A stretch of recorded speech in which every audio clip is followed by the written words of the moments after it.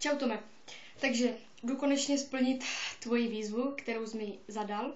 Mám vlastnoručně napuštěnou vodu z příluk, tak já si ji teda přeleju do toho, aby se mi to lípilo. A dám se do toho. Tak proto zdraví.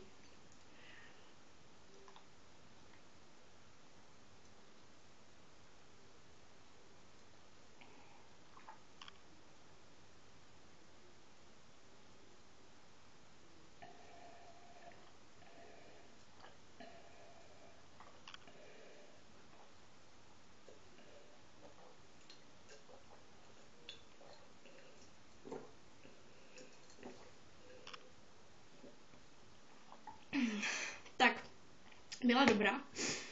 No a tímto bych to chtěla teda ukončit a kdo viděl tohle video, tak buď si můžete jít taky napustit nějakou vodu ze studánky nebo z jiného pramene a uděláte dobře pro své zdraví. No nebo si můžete jít koupit třeba Vincentku do obchodu, ta je taky hodně zdravá. Tak čau.